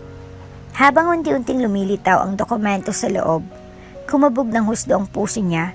Para bang isang hatol ito, isang katotohanang maaring magpanatag o tuluyang magwasak ng natitirang pag-asa. DNA test result. Probability of paternity 99.99999999%. Conclusion. Elijah M. Cortez is the biological father of the 3 children. Anak ko nga sila. Mahina niyang sambit, halos hindi marinig. Nanlalambot siyang napaupo sa sofa, napayuko, hawak ang papel habang napapaluha. Anak ko nga kayo. Bulong niyang muli, paulit-ulit. Hindi niya na napigilan ng sarili. Tumayo siya agad at tinungo ang guest house. Walang pasubaling binuksan ng pinto kung saan sinalubong siya ng 3 bata. Papa Elijah! Sigaw ni Liam habang tumakbo sa kanya. May dala po ba kayong ice cream? Tanong ni Lino, tumatalon-talon. Hindi na nakasagot si Elijah, agad niyang niyakap ang 3 bata, mahigpit, buong pusong yakap ng isang amang matagal nang pinapangarap makita ang kanyang mga anak. Anak ko kayo. Bulog niya habang luha ang bumalot sa kanyang mga mata. Sa likuran nila, nakatayo si Luna, hawak ang tasa ng kape, nakatitig sa eksena. Hindi siya makagalaw. Hindi rin niya maipaliwanag ang nararamdaman. Parang may umuukit sa dibdib niya habang pinagmamasdan ang dagpong iyon. Siya nga ba talaga? Tanong ng isip niya. Ama nga ba talaga sila ng mga anak ko? Hindi niya masabi kung tuwa ba ang nararamdaman niya o kaba. Hindi niya matukoy kung anong tama, maniwala sa resulta ng papel o magtiwala sa kutob ng puso. Napatingin si Elijah sa kanya. Luna, malumanay niyang sabi, narito ang resulta, anak ko sila. Dahan-dahan niyang iniabot ang papel, kinuha yun ni Luna, at habang binabasa niya ang dokumento, tila lumabo ang paligid, hindi dahil sa luha, kundi dahil sa bigat ng katotohanan. Hindi siya makapaniwala. Oo, sa loob ng taon na lumipas. Wala ni minsang nagtanong ang puso niya kung kanino nanggaling ang mga bata. Para sa kanya, sila'y bahagi ng kanyang pagkatao. Ngunit ngayon, napatunayan ng agham. May ama sila at ang ama nila ay isang estrangherong bigla na lamang sumulpot at sinabing asawa niya raw ito dati. Salamat sa pagsabi. Mahinang sambit ni Luna habang ibinabalik ang papel. Pero, kahit may papel, kahit may prueba, hindi ko pa rin maalala. Nalungkot ang mukha ni Elijah. Naiintindihan ko. Sagot niya. Hindi ko hinihingi na maniwala ka agad. Pero, sana bigyan mo kami ng pagkakataon. Ako, ang mga anak natin. Hindi ko alam kung kaya ko pa. Sagot ni Luna. Sa dami ng tanong sa puso ko, sa dami ng hindi ko mahanap na sagot. Tumahimik siya, pinagmasdan ng mga anak, masaya, masigla, walang kamalay-malay sa gulong nagaganap sa paligid nila. Pero isa lang ang sigurado ako. Dagdag ni Luna, mahal ko ang mga anak ko, kaya't wala akong maalala. Sila ang dahilan kung bakit ako nabuhay. Tumango si Elijah, at sila rin ang dahilan kung bakit hindi ako sumuko sa paghanap sa'yo. Tahimik silang nagkatitigan, walang nagsalita ng matagal, ngunit sa mga mata nila, may usapang hindi kailangan ng salita, may sigaw ng damdamin na pilit nilulunod ng nakaraan. Sa gabing iyon, tahimik na natulog ang triplets, yakap-yakap ang kani-kanilang mga laruan. Si Luna, tahimik na nakaupo sa balkonahe, habang si Elijah ay nasa kabilang dulo ng patio. Pareho silang gising, pareho silang tahimik, pareho ring may mga tanong sa puso. Ang pagkakaiba, si Elijah ay sigurado sa nararamdaman niya. Si Luna ay hindi pa rin alam kung sino siya sa mundong iyon. Tahimik ang gabi sa guest house ng Cortez Estate. Ang lamig ng hangin ay tila nagdadala ng panibagong alaala. Sa isang sulok ng sala, nakita ng kambal ang isang lumang music box sa loob ng kahon ng laruan. Makintab ito, may ukit na bulaklak at pangalan sa ilalim. To Luna, Love, Elijah. Anong meron dito? Tanong ni Liam, ang pinakabibo sa triplets. Pampatulog siguro ito. Sabay ikot ng isa sa mga bata sa spring ng music box. Tumunog ang musika, isang pamilyar na himig na di mapailiwanag kung bakit napakakalmado ngunit may kirot sa puso. Si Luna, nanoy nasa itaas, biglang napahinto sa ginagawa. Parang may humaplo sa kanyang isip, isang tunog, isang alaala. Dahan-dahan siyang bumaba ng hagdan. Takot na hindi mawari. Nang marating ang sala, nanlaki ang kanyang mga mata. Nakita niyang music box na inikot pa ng mga bata habang nakangiti. Tumigil siya sa tapat ng music box. Parang may hinihintay, isang tibok ng puso, isang peraso ng nakaraan. Bigla, isang flash sa isipan. Flashback. Isang hardin, maliwanag ang araw.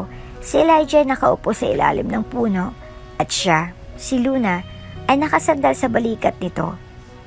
Happy anniversary. Wika ni Elijah habang iniabot ang music box. Simple lang, pero ito ang kanta natin. Napasigaw si Luna.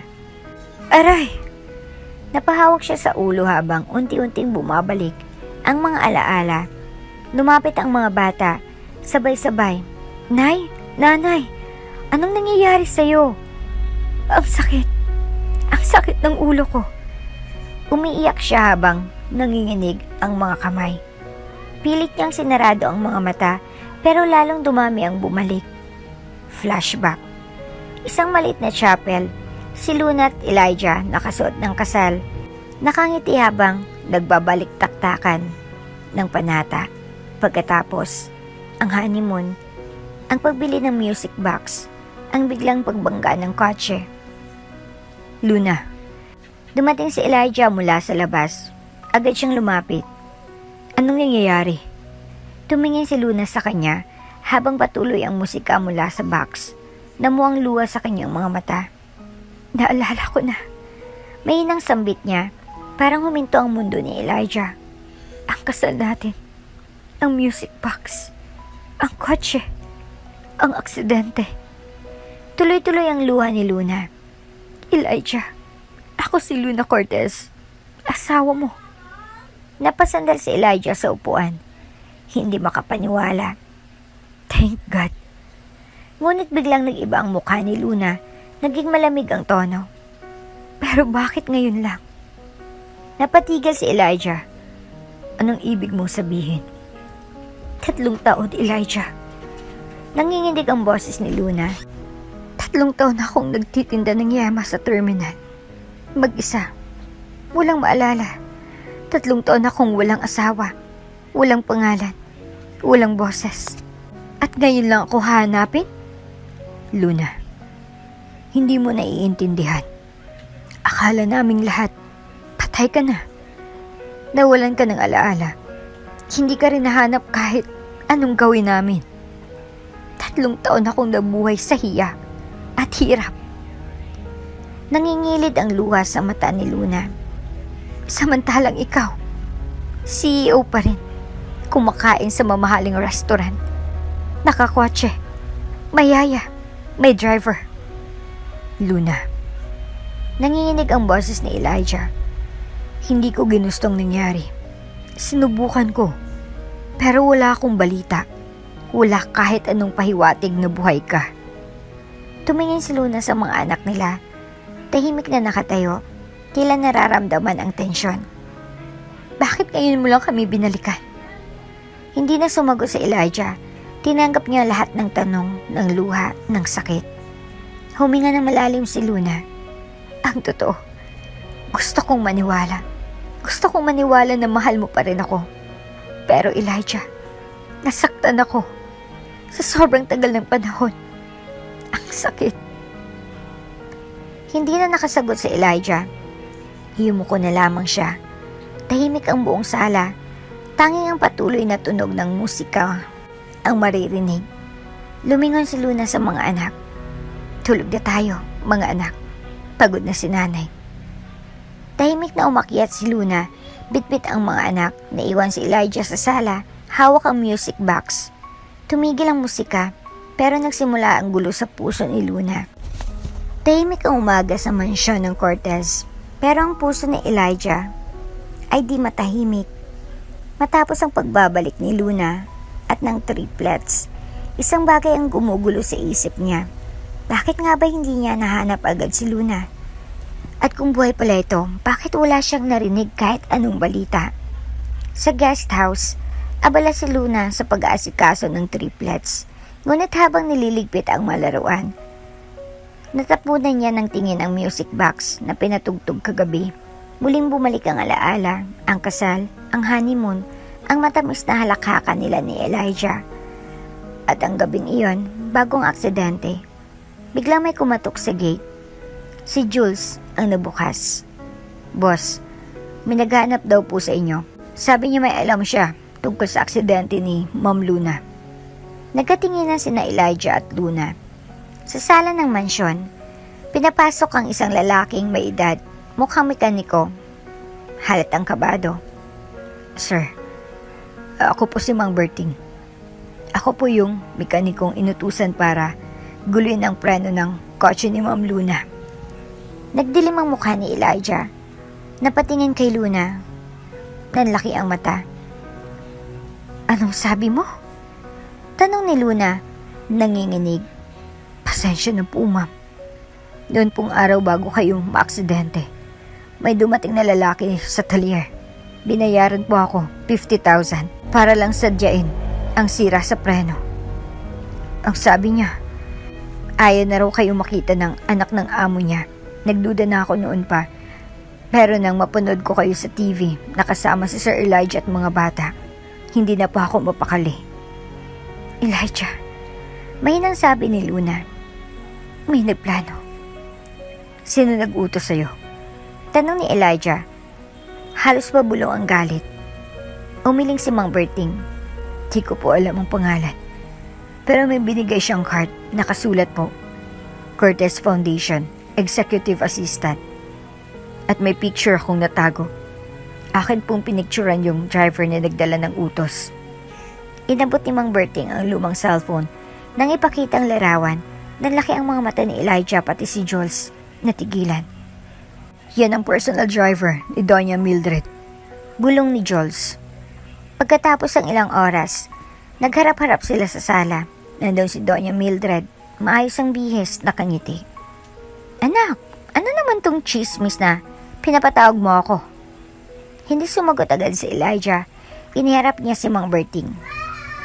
Anong sasabihin mo ngayon, Mama? Malamig niyang tanong. Napakunot na si Doña Mildred. Anong ibig mo? Siyang mekanikong inutusan ng tauhan mo para sadyain ang aksidente ni Luna. Sigaw ni Elijah. At itong ebidensya. Sabay pakita ng cellphone. Biglang namutla si Doña Mildred. Mama, siyang pinatay mo. Hindi lang ang asawa ko, kundi ang ina ng mga anak ko. Hindi ko siya pinatay. Sigaw ng matanda. Gusto ko lang siyang mawala. Pansamantala. Hindi ko alam na. Naputo lang salita niya nang biglang magsalita si Luna. Umiiyak pero matatag. Pansamantala? Nawala ako sa pamilya ko ng 5 taon. 5 taon kong pinalaki ang mga anak ko sa terminal. Walang yaman. Walang pangalan. Habang ikaw, mamahingat nakaupo sa mansyon na to, ako halos di makakain. Kinuha ko lang to dahil sa'yo. Tugon ni Doña Mildred. Ayokong pangalan natin ay madungisan sa babaeng walang pinanggalingan. Tumayo si Elijah. Hindi siya walang pinanggalingan, Mama. Siyang pinili ko, siyang asawa ko, at kung hindi mo kayang tanggapin yan, hindi ka ang dapat sa buhay ko. Hinubad niya ang Cortez ring na pamana pa ng pamilya. Simula ngayon, hindi ako bahagi ng kasinungalingan mo. Ang pamilya ko ay sina Luna at ang mga anak namin. Anak, huwag. Nanginginig na si Mildred. Luna, tara na. Bulong ni Elijah, sabay hawak sa kamay ni Luna. Sa likuran nila, napaupo sa sahig si Doña Mildred. Tulala, wala nang natirang kapangyarihan, wala nang natirang respeto. Sa van, tahimik si Luna, pero sa mga mata niya, hindi na siya takot. Elijah, bulong niya, bakit ngayon mo lang ako hinanap? Tuluyang naluwa ang CEO. Dahil naniwala akong wala ka na. At ang totoo, Hinayaan kong sarili kong maniwala dahil mas madaling tanggapin ang pagkawala kaysa lumaban sa katotohanan. Ngumiti si Luna, bahagya. Hindi pa huli ang lahat. At sa mata nilang dalawa, nagniningning ang pag-aasa ng pagbabalik ng isang pamilya, ng isang pagmamahalan, ng isang laban na ngayon lang tuluyang nagsimula. Ang desisyon ni Luna, tahimik ang loob ng van habang binabaybay nila ang daan pa uwi. Nasa harap si Elijah, tahimik lang ang mukha, hawak ang cellphone pero hindi ito ginagamit. Sa likod, nakaupo si Luna, yakap ang isa sa triplets. Habang ang dalawa ay nakasandal sa kanya, pagod sa biyahe at emosyon ng mga nangyari. Elijah, mahinang tawag ni Luna. Lumingon ito. Oo. Gusto ko sanang dumiretso muna sa center. Natigilan si Elijah. Sa center? Hindi mo ba gustong umuwi sa mansyon kasama ko? Kasama nila? Huminga ng malalim si Luna. Hindi sa ayaw ko. Pero ang tagal kong nawala. Ang dami nang nagbago. Hindi ko alam kung kaya kong bumalik agad sa mundong iyon. Pagdating nila sa harap ng Foundation Center, sinalubong sila ng mga staff. Maraming mga bata ang lumapit. Kinilala ang triplets. May ilang nagsabi, Kuya Elijah ba yan? Habang ang iba ay nakangiting pinapanood si Luna na parang isang bayani. Tahimik si Elijah habang pinagmamasdan si Luna na ngayon ay tila mas panatag sa gitna ng mga taong sanay sa payak na pamumuhay. Sa isang bench sa gilid ng puno, nag-usap sila habang tulog ang triplets sa isang banig na hiniraman ni Ate Joy. Elijah, nung iniwan ko ang lahat, iniwan ko rin ang sarili ko. Walang pangalan, walang pagkakakilanlan, pero may 3 sanggol akong kailangang buhayin. Walang araw na hindi ko sila iniyakan, pero wala ring araw na pinagsisihan kong pinalaki ko sila. Luna, hindi mo kailangang mag-isa ngayon. Andito na ako. Kaya nating itama lahat. Ngunit umiling si Luna. Hindi nga dun kadali. Ang sakit na dinanas ko. Hindi lang yung aksidente. Yung 5 taong inakala kong kinalimutan mo na ako. Yung araw-araw na tinuturo ko sa mga anak natin kung paano magmahal kahit hindi nila kilalang ama nila. Tumahimik si Elijah. Wala siyang maisagot. Alam niyang totoo ang bawat salitang binibitawan ni Luna. Hindi ako tumatanggi, Elijah. Pero gusto kong gawin ito ng tama. Gusto kong makilala ka muli. Hindi bilang CEO ng Cortez Group, kundi bilang ama ng mga anak ko. Gusto kong marinig kung paano ka magkwento sa kanila bago matulog. Kung paano ka mag-alaga kapag may lagnat sila. Hindi yung bigla na lang tayong buo para lang sabihing ayos na lahat. Napatingin si Elijah sa triplets na mahimbing pa rin. Lumuha siya, pero hindi dahil sa galit, kundi sa respeto. Kung yan ang kailangan mo, ibibigay ko, Luna. Hindi dahil natatakot akong mawala ka ulit, kundi dahil gusto kong mapatunayan sa iyo na karapat-dapat akong tawaging ama. Kinabukasan, tinulungan ni Elijah ang mga bata sa loob ng center. Siya mismong nagbitbit ng gatas, naghatid ng mga bagong kumot, at nakipaglaro sa mga batang madalas ay tinataboy ng lipunan. Ang mga empleyado ng Cortez Foundation ay laking gulat. Ang CEO nila naglilinis ng kalat sa paligid habang may batang karga. Sa isang sulok, pinanood siya ni Luna.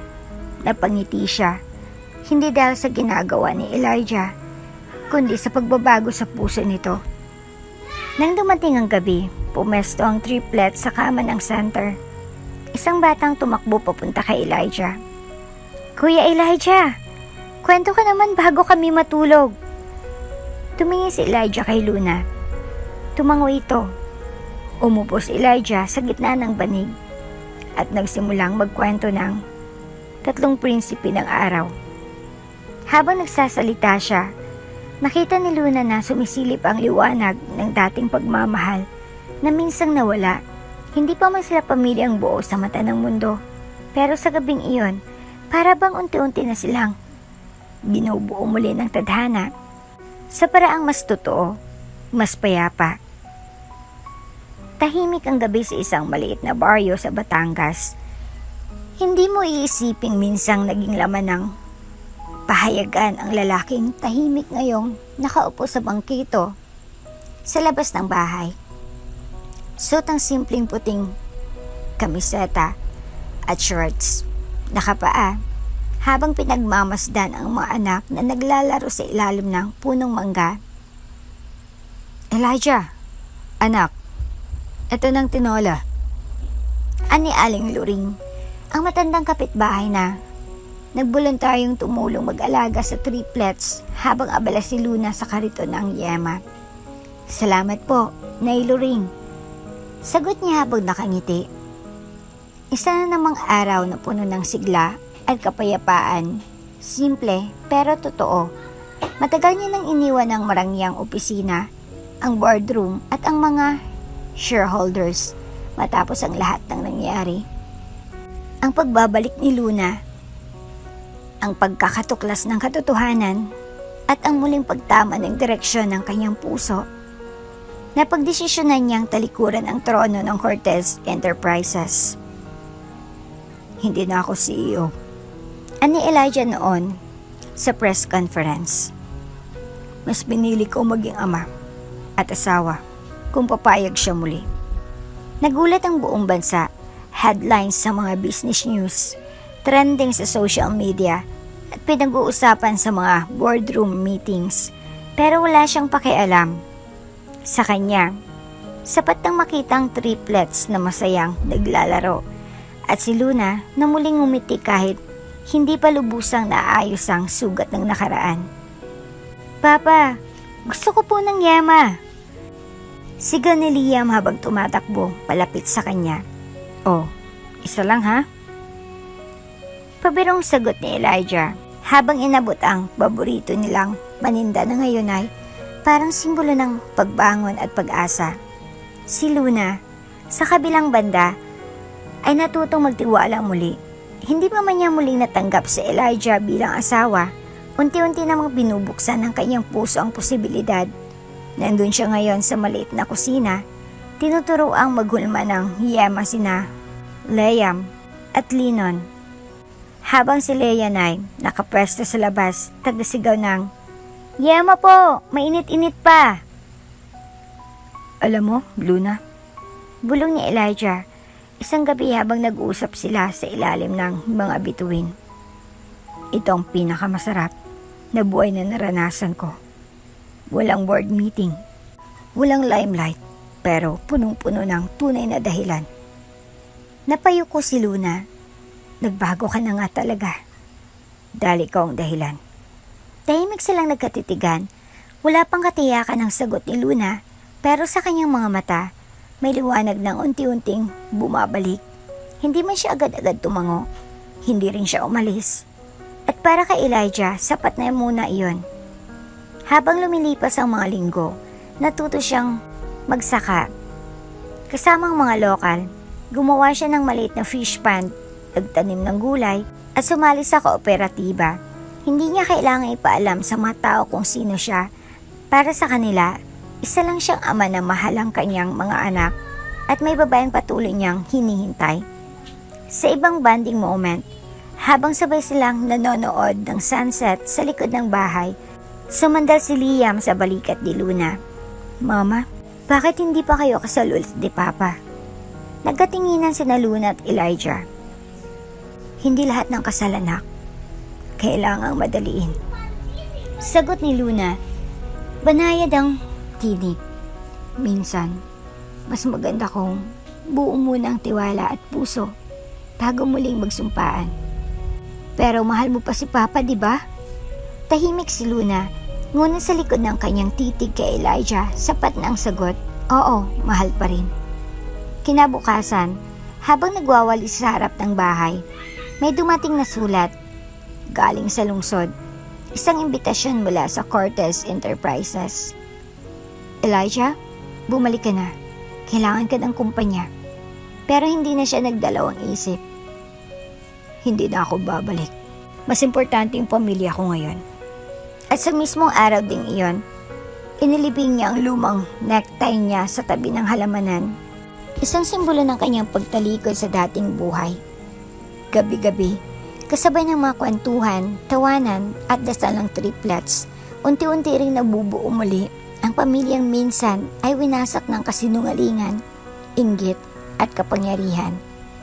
At sa puso ni Luna, habang pinagmamasdan ang dating CEO na ngayon ay natututong maghugas ng pinggan, magbuhat ng kahoy at magtimpla ng gatas ng anak, nararamdaman niyang baka oras na nga para bumuo muli.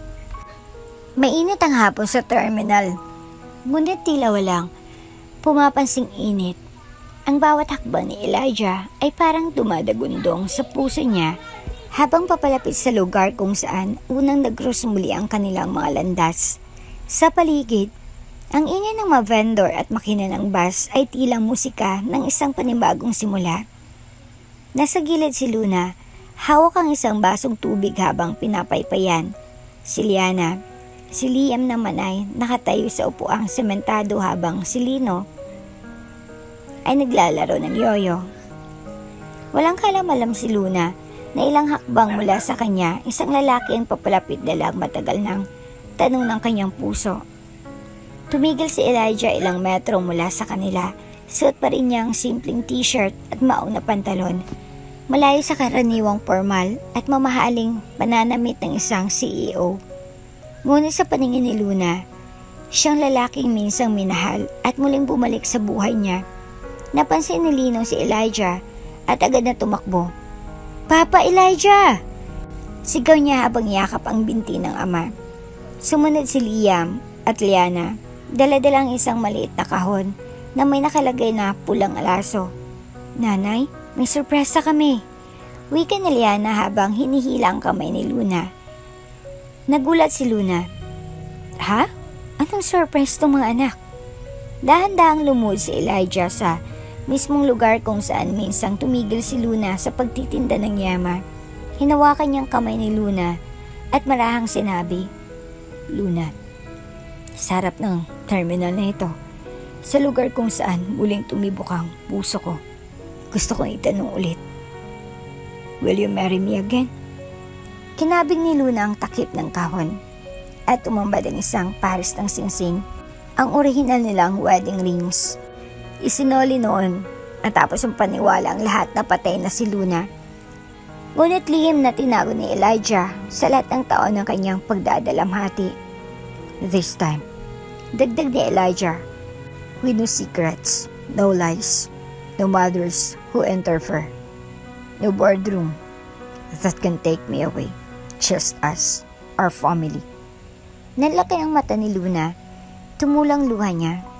"Paano mo nahanap ang singsing na yan?" "Hinanap ko yan sa lahat ng naiwang gamit mo noon sa bahay. Inalagaan ko. Ipinagdasal ko na balang araw may suot ko ulit sa'yo." Nagtakip ng bibig si Luna. Ang mga mata niya ay nangungusap ng damdaming matagal nang ikinulong ng amnesia, takot at pagkakanulo. Ngunit ngayon, sa harap ng kanyang mga anak, kay Liam, kay Lino, kay Liana, alam niyang ito ang araw na tinutukoy ng tadhana. "Luna," ani Elijah muli, "hindi kita hinahanap para lang itamang nakaraan. Hinahanap kita para buuin ang hinaharap." Napatingin si Luna sa mga anak nila na masaya at sabik sa sagot ng kanilang ina. Napatingin siya sa singsing, sa mata ni Elijah at sa sarili niyang puso na sa kabila ng lahat ay tumibok pa rin para sa lalaking ito. "Oo," bulong niya bago ito sinundan ng matamis na pagngiti. Yes, Elijah. I will marry you again. Napasigaw ang mga bata sa tuwa. Yehey! Magkakasama na tayong lahat! Tumayo si Elijah at niyakap si Luna mahigpit. Totoo, wala nang harang, wala nang pag-aalinlangan. Nagpalakpakan ang mga vendor at ilang pasahero sa paligid. May ilan pang kumuha ng video, pero sa gitna ng lahat ng ingay at kilig, isa lang ang malinaw para kay Luna, ang muling pagdibok ng pusong matagal nang nananahimik, ngayon ay handa nang magmahal muli. Hindi ko man maibalik ang mga taong nawala, Luna. Bulong ni Elijah habang magkadikit ang kanilang noo. Pero kaya kong buuin ang natitira pa nating buhay. Sumagot si Luna sa parehong tono. At kasama ng mga anak natin, buo na tayo ulit. At sa mismong terminal kung saan siya minsang ininsulto bilang babaeng nagtitinda ng yama, ngayon ay naroon siya, yakap ng lalaking minahal niya, tinatawag na muli bilang asawa. Prep the jet. Bring them home. Iyan ang mga salitang binitaw ni Elijah Cortez nang makita niyang nagtitinda ng yama sa terminalang babaeng minahal niya noon, si Luna, pitpit ang kanilang 3 anak, sina Liam, Lino at Liana. Ngayon makalipas ang ilang linggo, handa na silang bumalik hindi lang sa mansyong kundi sa bagong simula. Isang buhay na puno ng pagmamahal, pagkilom at paninindigan bilang isang buo at tunay na pamilya. Sa private jet ng Cortez ay muling bumalik sa ere. Ngunit sa pagkakataong ito, hindi para sa isang business trip o state visit, kundi para sunduin ang mga piraso ng pusong minsang nagkalas at muling pinagtagpo ng tadhana. Sa loob ng jet, tahimik si Luna habang nakatanaw sa ulap. Hawak niya ang kamay ni Elijah na nakaupo sa tabi niya sa kabilang side ng cabin. Ang triplets ay ablang-abala sa panonood sa labas ng bintana. Ang taas natin, Papa! Sigaw ni Liam, sabik na sabik sa tanawin. Mas mataas pa kaysa sa mga ulap. Dagdag ni Lino na parang laging may dagdag na karunungan. Tingnan mo, Mama! Sigaw ni Liana habang nakasilip sa bintana. May rainbow! Ngumiti si Luna. Sa dami ng pinagdaanan nila, mga luha, galit, pagkakahiwalay, parang milagrong lahat ng ito mula sa simpleng yama na pinagkakakitaan niya sa terminal. Ngayon ay nakasakay na silang lahat sa jet na dati parang simbolo ng distansya. Iba na tong jet na to. Bulong ni Elijah. Bakit? Tanong ni Luna habang pinapanood ang mga bata. Dati, sinasakyan ko lang to para tumakas. Para takasan ng responsibilidad. Ang puso ko.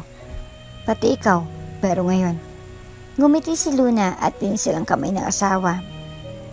Ngayon, sinasakyan ko to para umuwi. Para sa inyo, para sa atin. Tahimik. Hindi kailangan ng mga salita. Sa pagitan ng kanilang mga kamay ay nandun ang pangakong hindi na muling mawawala ang isa't isa. Flashback. Matapos ang muling pagkikita sa terminal, hindi agad naging madali ang lahat. Si Luna ay may kaba pa rin sa dibdib. Gaano man kalambing si Elijah, hindi basta-basta nabubura ang sugat. Pero araw-araw, pinapatunayan ni Elijah ang pagbabago. Nagpapakumbaba siya sa harap ni Aling Marga, ang matandang babaeng tumulong kay Luna sa probinsya. Nagpatingin siya sa therapist para sa galit at pride issues niya. Nagpatayo siya ng maliit na tindahan ng yama sa mismong terminal kung saan unang nakita muli si Luna. Pero ngayon, ang mayari ay Luna na. Yama Queen, ang pangalan ng stall. May logo ng corona at 3 maliit na bilog, simbolo ng triplets. Hindi to kabayaran, hindi to guilt gift. Isa itong paraan ng pagsasabuhay ng pagmamahal. Nay, anong pakiramdam sa eroplano? Tanong ni Liana habang umuupo sa tabi ng kanyang ina. Masaya, sagot ni Luna, lalo na kapag buong pamilya. Niyakap siya ni Liana. Ayoko na. Mawalan ng pamilya, Nay. Hindi na. Bulong ni Luna sabay halik sa noo ng anak. Biglang tumabi si Elijah at yumakap din. Sumunod na rin sina Liam at Lino. Sa gitna ng ulap, sa gitna ng langit, isang pamilyang muling nabuo. Pagbaba nila sa jet, sinalubong sila ng ilang staff. Pero wala ng media, walang camera, walang social media blast. Iyon ang kondisyon ni Luna. Kung babalik kami, hindi bilang mga trophy ng pangalan mo. Babalik kami bilang pamilya, tahimik, payapa. At ganun nga ang nangyari. Naglakad silang sabay-sabay palabas ng jet. Si Elijah, si Luna at ang tatlong munting Cortez. Sa likod nila, naiwan ang nakaraan. Sa harap nila, isang bukas na pintuan ng tahanan. Gusto ko dito. Wika ni Liam habang inaayos ang mga damit. Sa bagong cabinet niya, may sarili na tayong kama. Dagdag ni Lino. Ayoko nang umalis dito. Sabi ni Liana habang inaayos ang stuffed toy niyang si Bunny. Wala na tayong aalisan. Sagot ni Luna mula sa pintuan. Dito na tayo, buo na tayo. Tahimik ang gabi, nakatanaw si Elijah sa buwan habang hawak ang isang tasa ng kape. Lumapit si Luna, bitbit ang kutson ng mga bata. Matutulog sila sa kwarto, hindi na sa iisang banig gaya dati. Wika ni Luna, pero kung gugustuhin mo, dito na lang tayo sa banig. Biro ni Elijah, ngumiti si Luna. Hindi mahalaga kung saan, basta magkasama tayo. Niyakap siya ni Elijah. Hindi mo na kailangang magtinda ng yama. Gusto ko pa rin. Sagot ni Luna. Para hindi ko na makalimutan kung saan ako nagsimula at kung paano ako minahal ng totoo. Umakyat muli ng himpapawid ang jet ng Cortez. Sa pagkakataong ito, hindi ito paalis kundi pabalik. Babalik sa puso ng pamilyang minsang nagkapira-piraso. Sa loob, makikitang nakasilip sina Liam, Lino at Leana sa bintana, tuwang-tuwa sa ulap at tanawin. Si Luna'y nakaupo, nakayakap kay Elijah, hindi bilang babaeng iniwan, kundi bilang babaeng pinili. Ang sarap ng hangin dito, Papa. Sigaw ni Liam, ang sarap ng may pamilya. Bulong ni Elijah habang nakatitig kay Luna. At doon, sa ulap ng langit, sa taas ng mundo, ang kanilang kwento ay nagsimula muli. Hindi na may luha, kundi may halakhak at yakap. Mula sa yema sa terminal, ngayon ay pag-ibig na ang bumalot sa kanilang mundo. At dito na nga po nagtatapos ang ating kwento. Hanggang sa muli. Kung bago ka pa lang sa channel neto, ibang kwento ni Ate Jane, istorya mo, ikwento ko. Huwag kalimutang pindutin ang notification bell at subscribe button.